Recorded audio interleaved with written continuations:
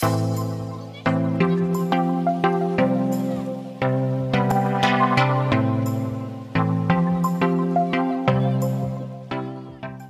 Students, आप सभी का स्वागत है आपके अपने YouTube channel Balaji coaching classes पर। जैसा कि मैंने आप लोगों से बताया था कि कक्षा 10, कक्षा 11 और कक्षा 12 की जो हैं क्लासेस लगातार रेगुलर होती रहेंगी। तो उनमें आज कक्षा 11 के फिजिक्स का पहला पार्ट है। ठीक, आज हम पहला चैप्टर स्टार्ट करेंगे जिसका नाम है भौतिक जगत। लेकिन उससे पहले मैं आपको कौन कौन से टॉपिक पढ़ाऊँगा, उनमें रिलेटेड पढ़ाऊँगा तो मैं सारा ही उसके बारे में, सिलेबस के कंटेंट के बारे में थोड़ा सा बता देना चाहता हूँ।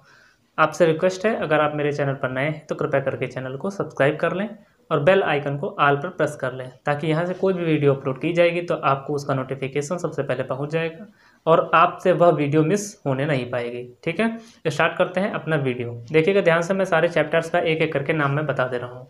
देखिए, पहला चैप्टर जो है उसका नाम है भौतिक जगत। ठीक है, सबसे पहला चैप्टर आपका कौन सा है? भौतिक जगत ही है। दूसरा आपका रहा है मात्रक और मापन। मैं लिखे दे रहा हूँ, ध्यान से देखिएगा। पहला आपका चैप्टर है भौतिक जगत, ठीक है। दूसरा आपका है मात्रक एवं मापन, मात्रक एवं मापन।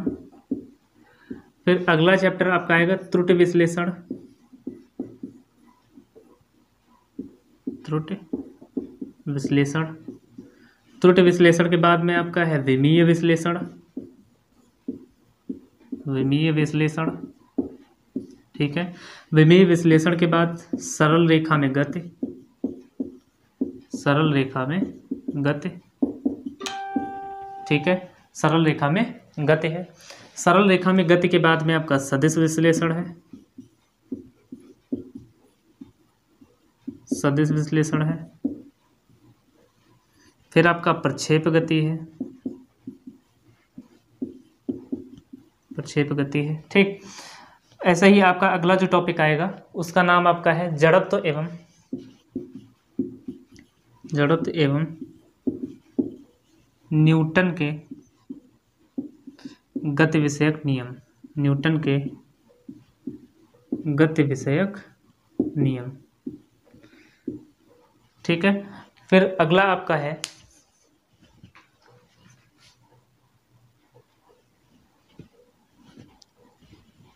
अगला जो चैप्टर है वो आपका घर्षण है, ठीक है। अगला चैप्टर क्या है आपका? घर्षण है। फिर कार्य ऊर्जा व शक्ति है, कार्य ऊर्जा व शक्ति है। आपका द्रव्यमान केंद्र है, दृढ़ पिंडों की घूर्णन गति है,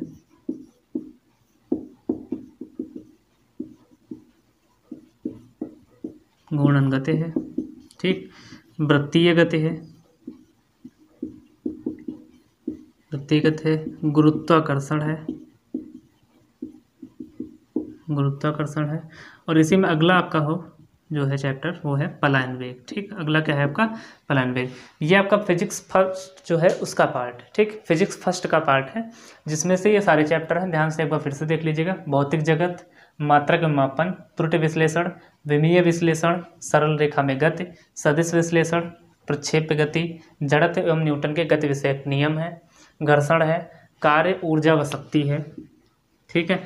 फिर आपका इसके बाद में आएगा वृत्तीय गति है, फिर द्रव्यमान केंद्र है, उसके बाद दृढ़ पिंडों की घूर्णन गति हो गई, फिर गुरुत्वाकर्षण है। इसके आगे लिखा होता है सार्वत्रिक गुरुत्वाकर्षण, ठीक है। इसमें लिखा होगा सार्वत्रिक गुरुत्वाकर्षण।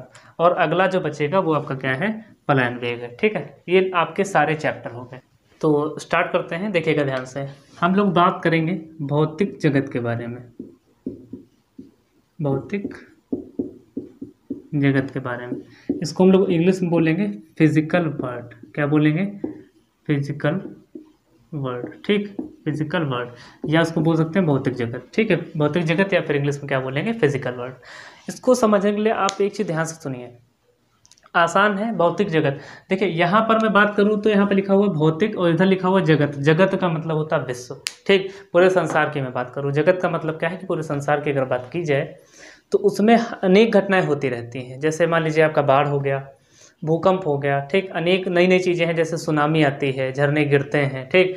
तो इन सभी चीज़ों पर जो कि मूल थी उनके बारे में जब वैज्ञानिकों ने अध्ययन करना स्टार्ट किया, ठीक है, तो वो संसार की पहले घटनाएं होती रहती थी, प्राकृतिक आपदाएं जैसे होती थी, बाढ़ है, भूकंप है ना, इन सभी चीज़ों से पहले हम लोग निपटने में सक्षम नहीं थे और मुझे इन चीज़ों का पहले पता भी नहीं चल पाता था।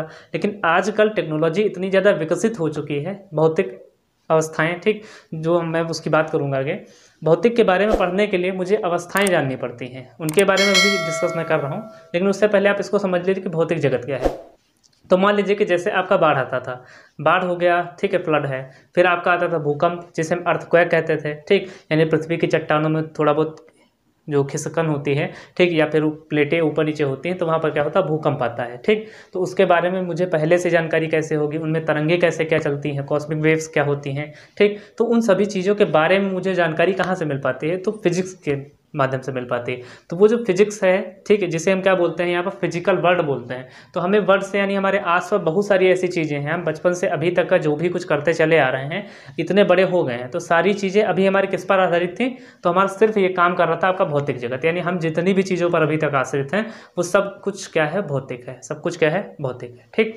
उस हिसाब से अगर मैं बात करूँ तो वैसे ही हमको भौतिक जो भौतिकी है, जो आपका साइंस है, उसकी वजह से हम लोग क्या है कि अपनी चीज़ों को आसान भी कर सकते हैं, ठीक है। बहुत सारी चीज़ें जैसे यांत्रिकी से संबंधित है, ऊष्मागतिकी से संबंधित है, इन सभी चीज़ों के माध्यम से हम अपनी वस्तुओं को जो है, अपना कार्य को हम क्या करते हैं, आसान भी कर सकते हैं।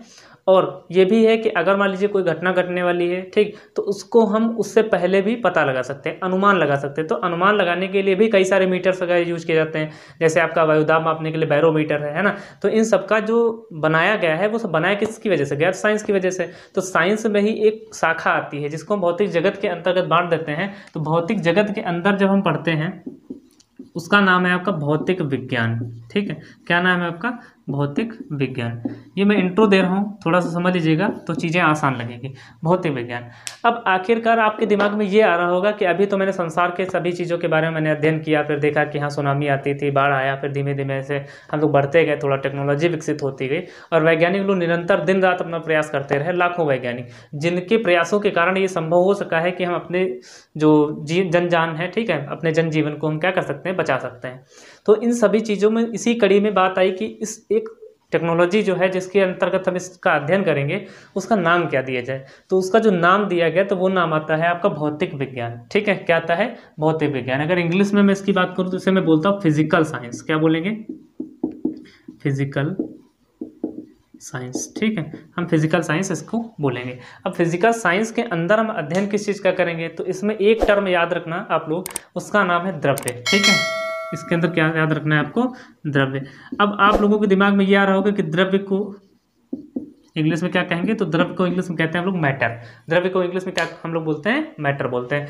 आखिरकार ये द्रव्य है क्या, ठीक। अब इसके बारे में भी मुझे समझना है। तो द्रव्य को आप सिंपल ऐसे भाषा में समझ लीजिए कि अगर द्रव्य की बात करूँ तो द्रव्य कितने प्रकार का होता है, तो 5, ठीक। ये आपको ध्यान रखना है, कितने प्रकार का होता है, तो 5 प्रकार का होता है। यानी द्रव्यों के मैं प्रकार लिखे दे रहा हूँ 4 और ये 5, ठीक है। पहला आपका होता है ठोस,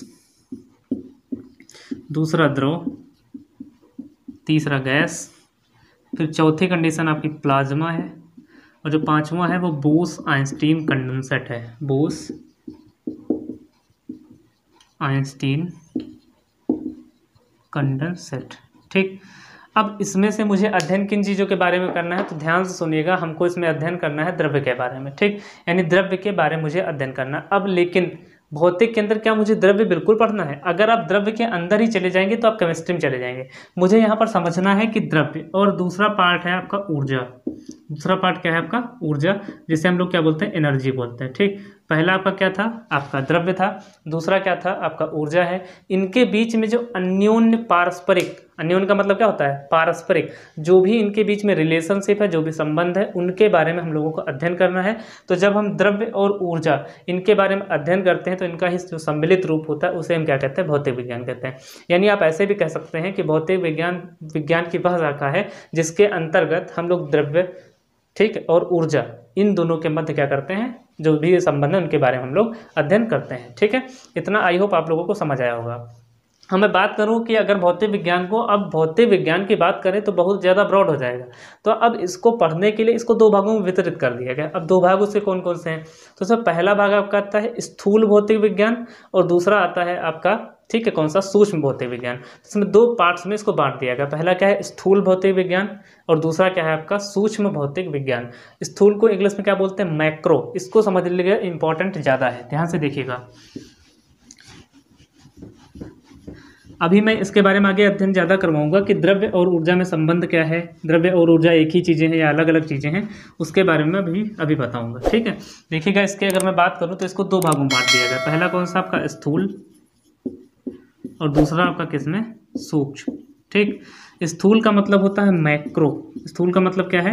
मैक्रो। और सूक्ष्म का मतलब क्या है? माइक्रो, ठीक। ये चीज़ ध्यान रखिएगा, स्पेलिंग थोड़ा सा ही अंतर है, यहाँ पर ए है और यहाँ पर क्या है? आई है। यानी अगर स्थूल की बात करूँगा मैक्रो की, तो मैक्रो का मतलब होता है बहुत ज़्यादा विस्तृत, ठीक, ब्रॉड एरिया। तो अगर ब्रॉड की बात करूंगा तो वहां पर क्या बांट देंगे? हम उसको स्थूल में बांटेंगे। और सूक्ष्म का मतलब है माइक्रो, यानी बहुत छोटी सी चीज़ों के बारे में हम लोग बात करेंगे। अभी इसके बारे में भी बात करने वाला हूं कि स्थूल में क्या आएगा और सूक्ष्म में क्या आएगा।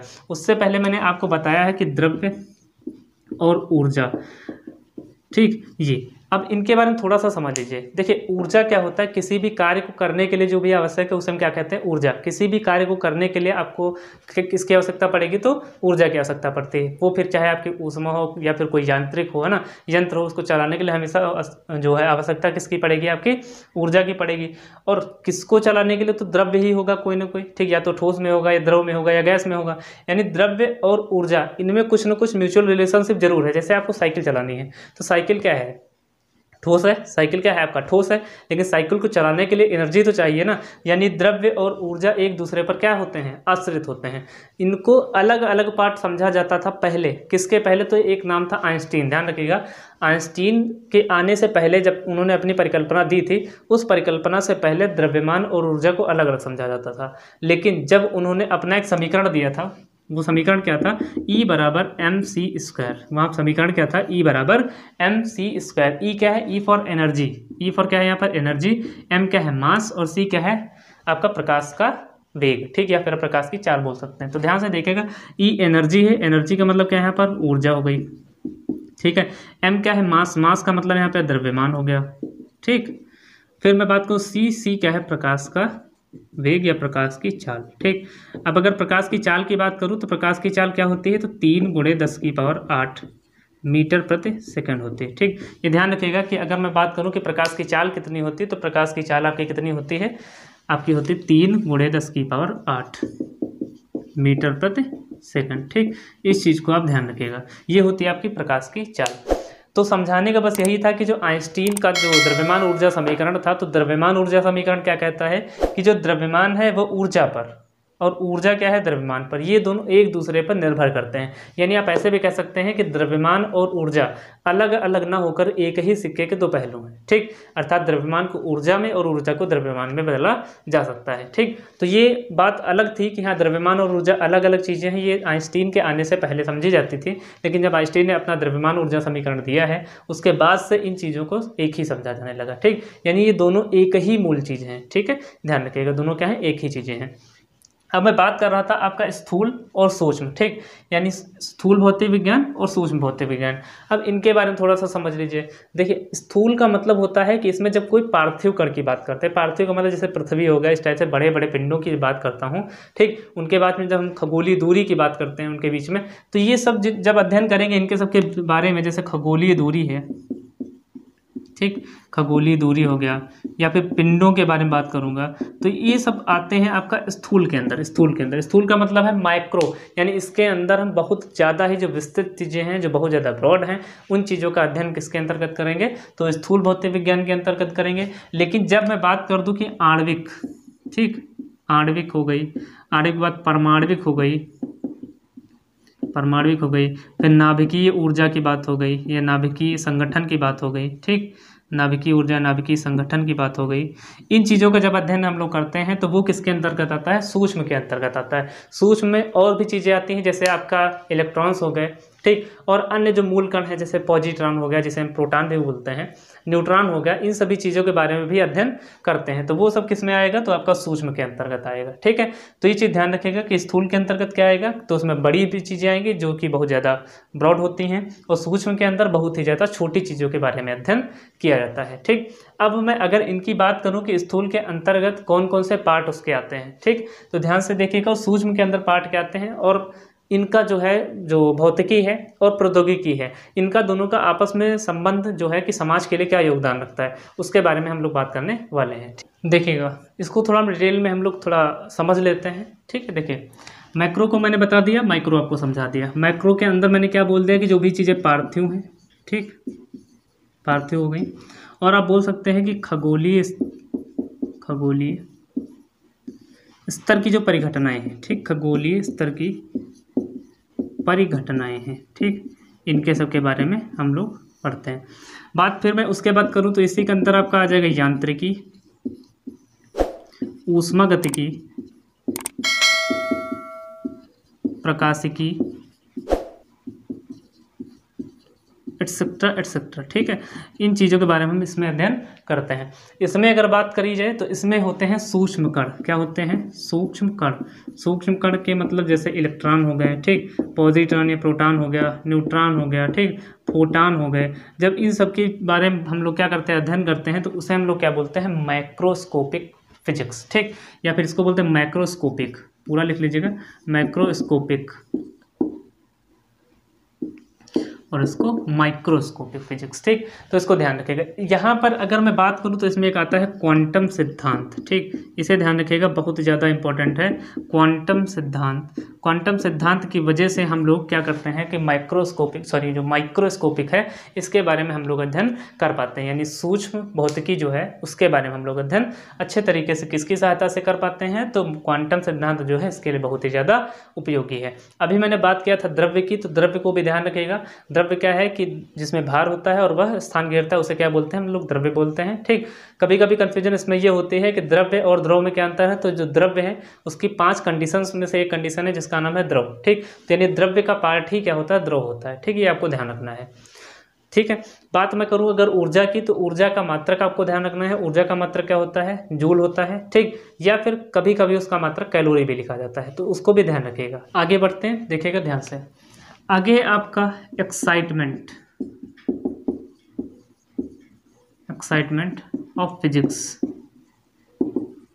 देखिए ये आपके लिए बहुत ही ज़्यादा अच्छा होता है। ठीक, समझिए ध्यान से कैसे। मान लीजिए किसी को भी जो ब्रह्मांड बना था उसकी जो मूल परिघटनाएं थी उनके बारे में उन्हें अध्ययन करना है। ठीक, तो एक अपनी रुचि जगानी पड़ेगी, तो एक्साइटमेंट होनी चाहिए कि आपको, हाँ मैं इस चीज़ को पढ़ूंगा, इसके बारे में जानूंगा, विस्तृत अध्ययन करूंगा। तो ये सभी चीज़ें कहलाती है, आपका एक्साइटमेंट होता है। ठीक है, मान लीजिए किसी को आ गया कि हाँ मैं इलेक्ट्रिक मोटर देखा है, तो उसके बारे में थोड़ा और अध्ययन करके उसको थोड़ा और ही ज़्यादा अच्छे ढंग से बना सकता हूँ, या उसमें कुछ नई नई चीज़ें क्रिएट कर सकता हूँ। तो ये सभी चीज़ें क्या है, आपका एक अभिरुचि पैदा करती है आपके अंदर। ठीक, एक रुचि पैदा करती हैं, तो उसी रुचि को हम लोग क्या बोलते हैं, एक्साइटमेंट ऑफ फिजिक्स। ठीक, तो फिजिक्स के किसी भी पार्ट में हो सकता है, कोई ज़रूरी नहीं कि आपका ऊष्मागतिकी में हो सकता है वैद्युत गतिकी में हो जाए। ठीक, हो सकता है आपका जो प्रकाशिकी के अंदर हो जाए, या आपका हो सकता है क्वांटम सिद्धांत के अंदर हो जाए। तो ये सभी चीज़ें आगे धीमे धीमे बढ़ती रहती हैं। उसके बाद में बात करता हूँ जो कि मोस्ट इंपॉर्टेंट आता है, वो है आपका भौतिकी व प्रौद्योगिकी। भौतिकी व प्रौद्योगिकी का समाज से संबंध। ठीक, यानी जो भौतिकी है और प्रौद्योगिकी है इसका समाज से संबंध क्या है, तो इसमें एक बहुत ही अच्छी लाइन है। ठीक, आप उसको नोट डाल में चाहे नोट कर लीजिएगा। ठीक है, ध्यान से देखिएगा कि लिखा है कि कभी भौतिकी नवीन प्रौद्योगिकी को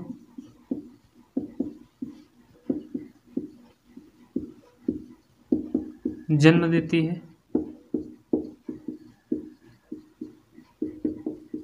तो कभी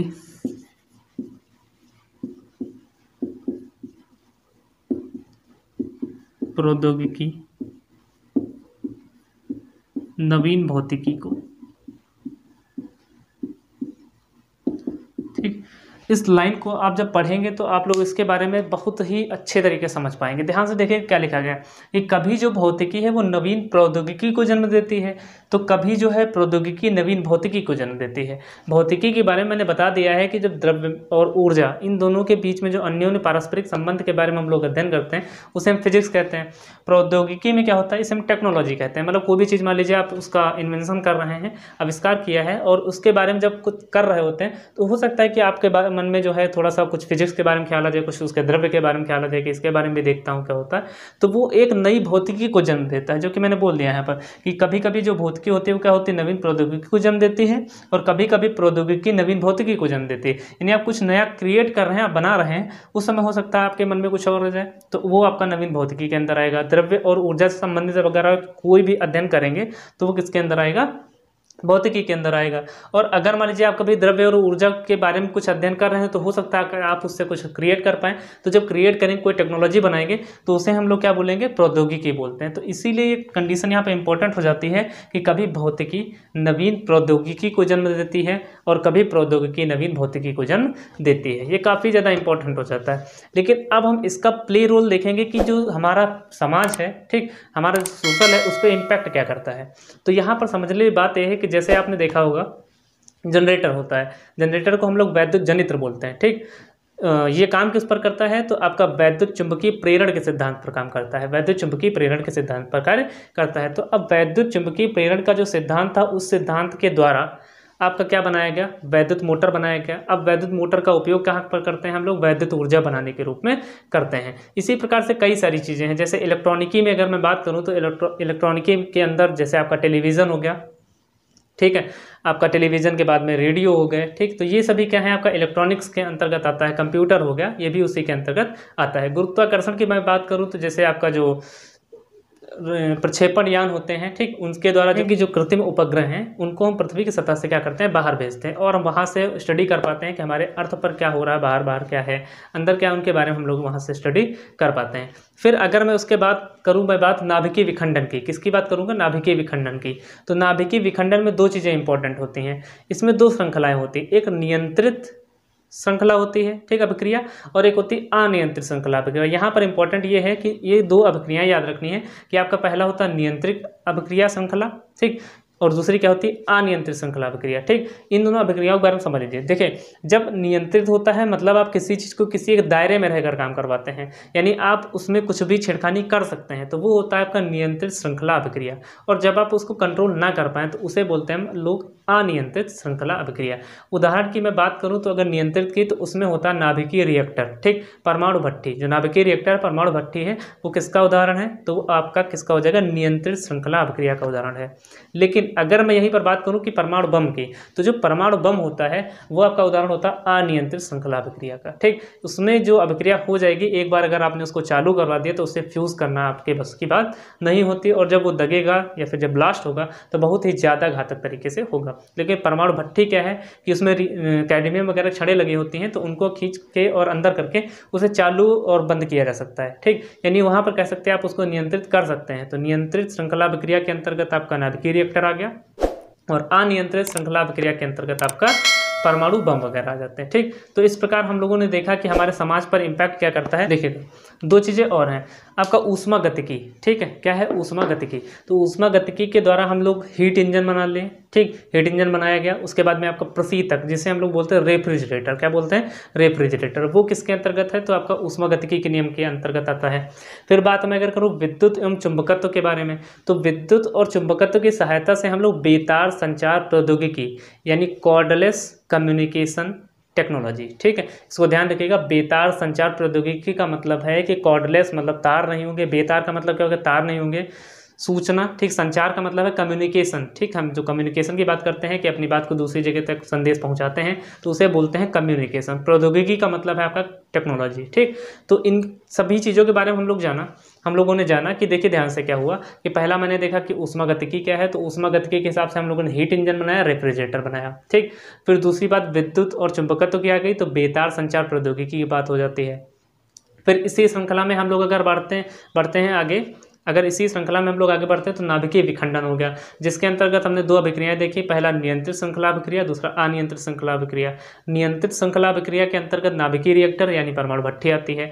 अनियंत्रित श्रृंखला अभिक्रिया के अंतर्गत क्या आता है, आपका परमाणु बम आता है। ठीक, इसके बारे में मैंने देखा।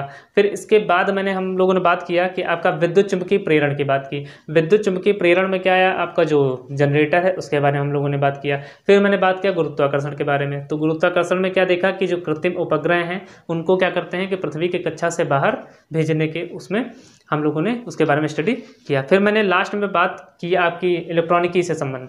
इलेक्ट्रॉनिकी का मतलब क्या था कि जो टेलीविज़न थे और टेलीविज़न हो गया, कंप्यूटर हो गया, इन सभी चीज़ों के बारे में हम लोगों ने देखा। यानी इन सभी नियमों के आधार पर हमारे जो उपकरण हैं जिनकी वजह से हम अपनी लाइफ को आसान बना पाते हैं, ठीक, उनके बारे में जो बात हो रही थी कि जैसे भौतिकी है और प्रौद्योगिकी, इनका समाज से क्या संबंध है और इनका जो है इनकी देन क्या है समाज के प्रति, है ना। अब हम लोग बात करते हैं कुछ कंजर्वेशन लॉ यानी संरक्षण के नियम के बारे में। तो उसमें ध्यान रखिएगा, इसमें 5 होते हैं। ठीक, 5 के नाम मैं लिखे दे रहा हूँ, ध्यान से देखिएगा।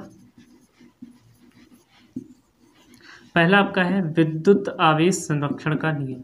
विद्युत आवेश संरक्षण का नियम। ठीक, दूसरा जो नियम आता है वो आपका होता है ऊर्जा संरक्षण का नियम। ऊर्जा संरक्षण का नियम। ठीक, तीसरा है आपका द्रव्यमान ऊर्जा संरक्षण का नियम। द्रव्यमान ऊर्जा संरक्षण का नियम। जो 4th नंबर पे आता है उसका नाम है आपका रेखीय संवेग संरक्षण का नियम। रेखीय संवेग संरक्षण का नियम। ठीक, फिर जो आपका लास्ट वाला है वो है कोणीय संवेग संरक्षण का नियम।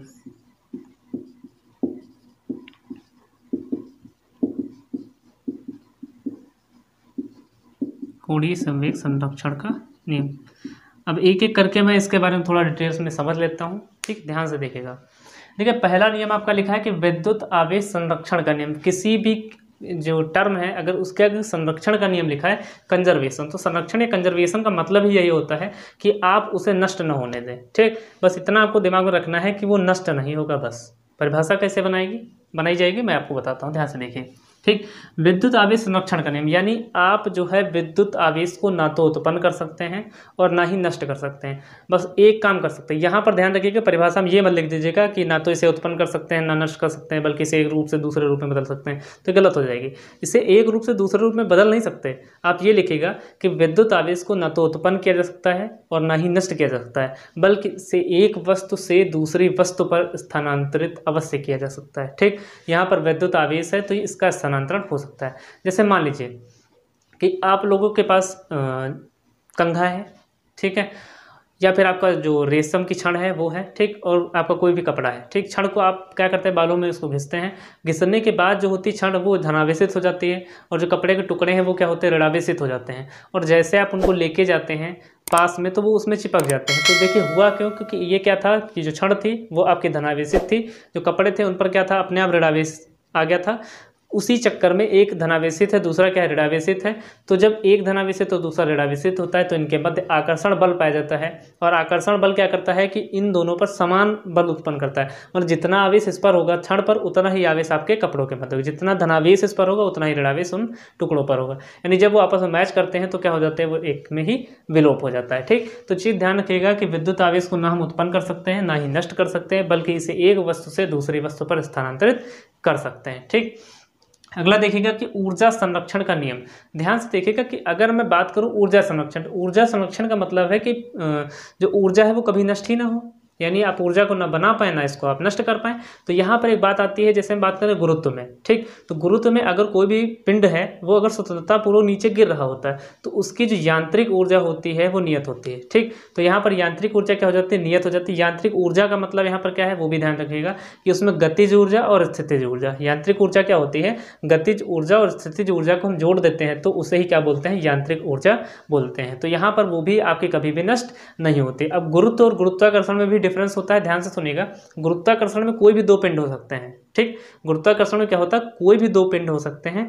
लेकिन अगर मैं जब बात गुरुत्व की करूंगा तो गुरुत्व में से जो दो पिंड थे गुरुत्वाकर्षण में से, उसमें से कोई एक पिंड पृथ्वी का होना बहुत जरूरी है। अगर उन दोनों पिंडों में से कोई एक पिंड पृथ्वी है तो वहां पर गुरुत्व कहलाएगा। अगर कोई भी दो पिंड है जिनमें से कोई भी पिंड पृथ्वी नहीं है तो वहां पर वो क्या कहलाएगा, गुरुत्वाकर्षण कहलाएगा, ठीक है। बढ़ते हैं अपने अगले नियम पर, द्रव्यमान ऊर्जा संरक्षण का नियम। वैसे आप लोगों को मैंने अभी बता दिया है कि आइंस्टीन ने द्रव्यमान ऊर्जा समीकरण दिया था जो कि E=mc² था। कहीं कहीं पर आपको डेल्टा E=Δ मिलता है। E क्या है, आपका एनर्जी मैंने बता दिया। M क्या होता है, द्रव्यमान होता है। C क्या है, वहाँ पर प्रकाश की चाल। यानी जो द्रव्यमान है आप ऊर्जा में परिवर्तित कर सकते हैं और ऊर्जा को आप द्रव्यमान में परिवर्तित कर सकते हैं, अर्थात कोई भी चीज़ उसमें नष्ट नहीं हो सकती, ना आप उसे बना सकते हैं। इसी कारणवश जो ब्रह्मांड की संपूर्ण ऊर्जा है वो क्या होती है, नियत रहती है। देखिए, आप द्रव्यमान ऊर्जा संरक्षण के नियम को ऐसे भी समझ सकते हैं। जैसे मान लीजिए कि सूर्य का प्रकाश है, उसमें से एनर्जी निकली, पेड़ पौधे थे उससे बने, तो उनकी जो सूर्य की एनर्जी है उसकी वजह से पेड़ पौधे बने। अब पेड़ पौधे बनने के बाद में मान लीजिए कि गेहूँ तैयार हुए, तो गेहूँ किसने खाया, आदमी ने खाया, तो वहाँ से उनको एनर्जी मिली। अब आदमी साइकिल चलाया, फिर एनर्जी निकली। ऐसे ही जो एनर्जी का प्रोसेस है वो हमेशा चलता रहता है और कभी भी ख़त्म वो नहीं होती। अतः जो संपूर्ण ब्रह्मांड की ऊर्जा है वो क्या हो रहती है, नियत रहती है। एक चीज़ यहाँ पर और समझने वाली बात है, इसमें कंडीशन आती है, वो टर्म है, उस टर्म का नाम है आपका युग्म विनाश, ठीक। उस टर्म का नाम क्या है, युग्म विनाश। देखिए ये क्या है, यहाँ पर मान लीजिए कोई भी एक इलेक्ट्रॉन है और एक पॉजिट्रॉन है, ठीक। जब एक इलेक्ट्रॉन कण किसी भी एक पॉजिट्रॉन कण से क्या करता है, टकराता है, तो इन दोनों का क्या हो जाता है, यहाँ पर आपस में विलोप हो जाता है, ठीक। इन दोनों का क्या हो जाता है, विलोप हो जाता है। और इसी विलोप होने के कारण दो फोटान का निर्माण होता है, ठीक। यानी यहाँ पर क्या होता है कि दो फोटान के बराबर इसमें से क्या निकलती है, एनर्जी निकलती है। और इसमें से जो निकलेगा उनका जो विराम द्रव्यमान होता है वो होता है 9.1 × 10⁻⁻31 किलोग्राम जो होता है इनका विराम द्रव्यमान होता है। और आइंस्टीन जो द्रव्यमान ऊर्जा समीकरण है, अगर आइंस्टीन द्रव्यमान ऊर्जा समीकरण के हिसाब से देखें तो इसमें से जो एनर्जी निकलती है वो 1.02 मेगा इलेक्ट्रॉन वोल्ट के आसपास निकलती है। यानी आइंस्टीन द्रव्यमान ऊर्जा समीकरण के दरमियान अगर मैं बात करूं तो उसमें से जो एनर्जी निकलती है वो कितनी होती है, 1.02 मेगा इलेक्ट्रॉन वोल्ट उसमें से निकलता है। इसमें से दो जो फोटान है उन दोनों फोटानों का मिला के इतना होता है, अर्थात अगर एक फोटान की बात करेंगे तो एक फोटान के पास में 0.51 मेगा इलेक्ट्रॉन वोल्ट पाया जाएगा, ठीक। यानी अगर हम एक फोटान की बात करेंगे तो उसमें कितना हो जाएगा, 0.51 मेगा इलेक्ट्रॉन वोल्ट। और इसको जब 2 से मल्टीप्लाई कर देंगे, यानी दो जब फोटानों की बात करेंगे तो कितना आ जाएगा, 1.02 मेगा इलेक्ट्रॉन वोल्ट, जो कि आप लोगों को दिया होता है। आगे हम लोग बात करते हैं, देखते हैं ध्यान से, रेखीय संवेग संरक्षण का नियम। इसमें बस आपको इतना समझना है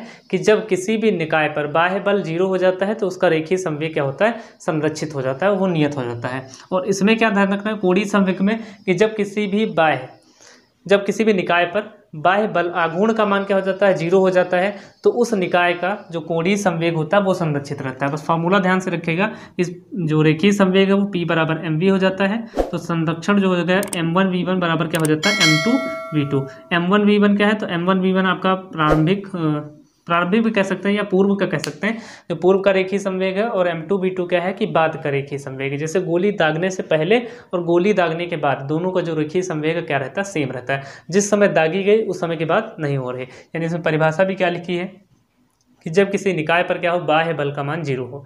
जब बाह्य बल 0 होगा मतलब उसमें कोई भी कार्य बाहर से नहीं हो रहा होगा। यानी गोली दागने से पहले और दागने के बाद दोनों क्या हो जाएंगे, आपस में नियत होंगे। तो दागने से पहले m1v1, दागने के बाद में m2v2, दोनों आपस में क्या रहेंगे, बराबर रहेंगे। सेम इसी प्रकार से कोणीय संवेग जो संरक्षण का सिद्धांत है वो होता है J = I⍵। इसमें क्या बन जाएगा, I1⍵1। इधर क्या बनेगा, I1⍵1 बराबर क्या हो जाएगा, I2⍵2। यानी इसमें जो बल आघूर्ण होगा, ठीक, अगर बाह्य बल आघूर्ण का मान क्या हो जाएगा, 0 हो जाएगा, तो पहले का जो I1⍵1 है वो बाद के I2⍵2 के क्या हो जाएगा, बराबर हो जाएगा। जैसे आपने देखा होगा जो कुम्हार अपना चाक चलाता है उस पर जब मिट्टी डाल दी जाती है तो वहाँ पर जो कोणीय वेग होता है, ठीक है, जो वहाँ पर कोणीय वेग है वो क्या हो जाता है, थोड़ा सा स्लो पड़ जाता है, ठीक। तो यहाँ पर आप लोगों को जो है कंजर्वेशन लॉ आई होप समझ आ रहे होंगे। अगर समझ आ रहे हैं तो वीडियो को कृपया करके शेयर जरूर करिएगा, ठीक है। मिलते हैं अपने अगले वीडियो में, तब तक के लिए धन्यवाद, जय हिंद।